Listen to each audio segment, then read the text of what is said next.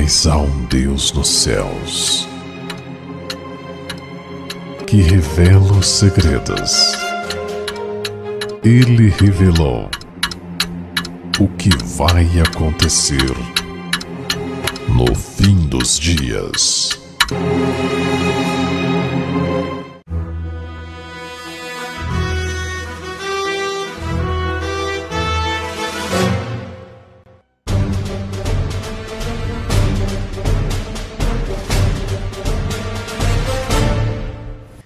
O retorno de Elias, ecumenismo e um falso Deus. O exemplo impressionante de Israel de adorar falsos deuses. Nas fronteiras de Canaã, Israel foi seduzido a adorar um falso Deus. No livro de Números, no capítulo 25, versículos 1 a 3, diz: E Israel deteve-se em Sitim e o povo começou a prostituir-se com as filhas dos moabitas. Elas convidaram o povo aos sacrifícios dos seus deuses, e o povo comeu e inclinou-se aos seus deuses. Juntando-se, pois, Israel a Baal-peor, a ira do Senhor se acendeu contra Israel. Como foi que Israel, o povo de Deus, bem nas fronteiras de Canaã, de repente se virou e se envolveu na adoração de falsos deuses? Essas coisas foram escritas para nosso ensino e para nossa admoestação.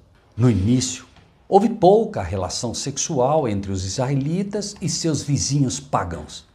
Mas depois de um certo tempo, as mulheres midianitas começaram a entrar no acampamento. Sua aparência não despertou alarme e tão silenciosamente foram seus planos conduzidos que a atenção do próprio líder, Moisés, não foi chamada para o assunto. Foi o objetivo dessas mulheres, em sua associação com os hebreus, seduzi-los à transgressão da lei de Deus, chamar sua atenção para ritos e costumes pagãos e levá-los à idolatria. Esses motivos foram calculados e estudiosamente escondidos sob o traje da amizade, de modo que eles não eram suspeitos, mesmo pelos guardiões do povo. Patriarcas e Profetas, página 454. A Igreja Adventista, por mais de 50 anos desde sua criação, teve muito pouca ou quase nenhuma relação com as filhas de Babilônia ou com a própria Babilônia. Mas depois de algum tempo, alguns pastores e líderes começaram a treinar e a estudar em instituições não adventistas. Essas instituições adoravam e adoram o Deus da Trindade e acreditavam e acreditam na imortalidade da alma. Como essa associação poderia melhorar a posição da Igreja Adventista? Soma-se a isso o diálogo entre os líderes da Igreja e os evangélicos Walter Martin e Donald Barnhouse.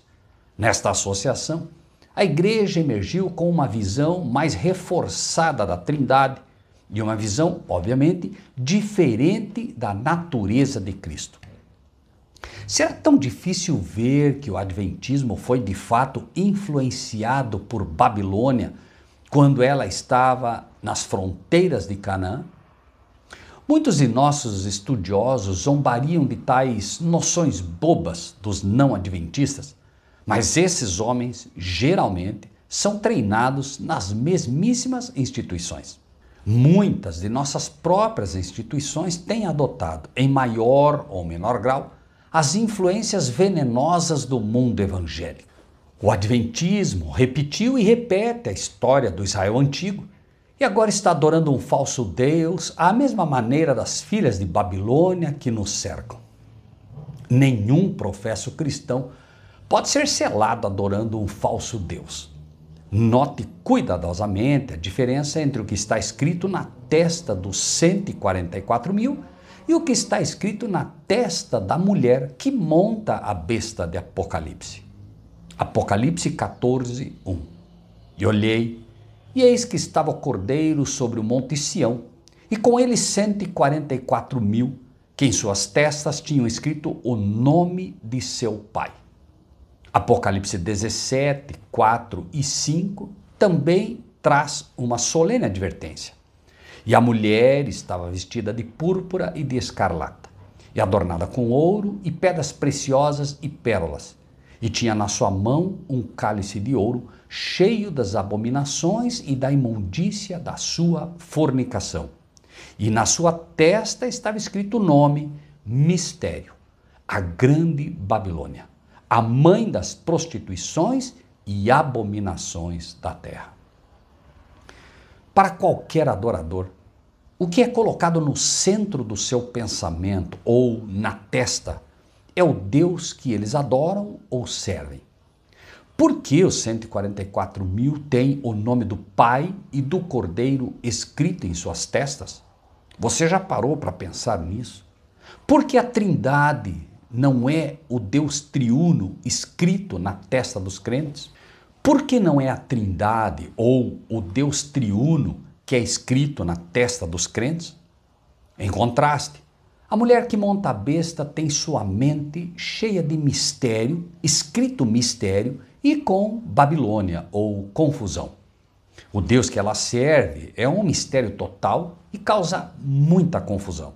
E essa confusão leva a uma grande abominação, como revelado no capítulo 1 de Romanos. Em contraste com um Deus que é conhecido através da criação, o Deus da Babilônia, o Deus da prostituta, é um mistério e um mistério bastante confuso. Sempre que nos afastamos da adoração do verdadeiro Deus, a mente procurará ser preenchida com algum mistério ou um falso sistema de adoração que é e será sempre uma abominação a Deus. Observe o seguinte, Jeremias 2, 11 a 13.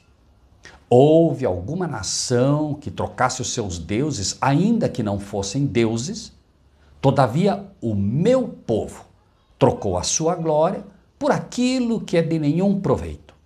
Espantai-vos disto, ó céus, e horrorizai-vos. Ficai verdadeiramente desolados, diz o Senhor, porque o meu povo fez duas maldades. A mim me deixaram um manancial de águas vivas e cavaram cisternas para si, cisternas rotas que não retêm águas. Israel era muitas vezes seduzido à adoração de falsos deuses. O que é que nos faz pensar que, como adventistas, somos imunes a tais possibilidades? O que nos faz pensar que, como cristãos, somos imunes? Notamos em Jeremias 2,13 que, quando Israel abandonou Deus, eles foram separados da fonte da água viva. O Espírito de Deus não fluiu mais para eles, porque eles haviam rejeitado o verdadeiro conhecimento de Deus. Pense nisso. No próximo capítulo, Deus afirma o seguinte, Jeremias 3,3. Por isso foram retiradas as chuvas, e não houve chuva serôdia. Mas tu tens a fronte de uma prostituta e não queres ter vergonha. Pesado. A falha em reconhecer o verdadeiro Deus quebra a nossa conexão com a fonte da vida e impede que a chuva serôdia caia. Observe o procedimento que ocorre durante o tempo do tremor, quando o povo de Deus ora pelo Espírito. Aqueles que estavam curvados diante do trono ofereciam suas orações e olhavam para Jesus. Então, ele olhava para seu pai e parecia estar implorando com ele. Uma luz vinha do pai para o filho e do filho para o grupo em oração. Então eu vi uma luz extremamente brilhante vindo do pai para o filho e do filho para o povo diante do trono. Primeiros Escritos, páginas 54 e 55. A luz veio ao povo da parte de Deus, o Pai, chegando através do Filho aos crentes. Se não acreditarmos verdadeiramente que Deus é o Pai e que Ele tem um Filho, e acreditarmos, ao contrário, em uma trindade, então, se Ele derramou o seu poder para tais indivíduos, Deus confirmaria sua crença em um falso Deus. Isso nunca vai acontecer.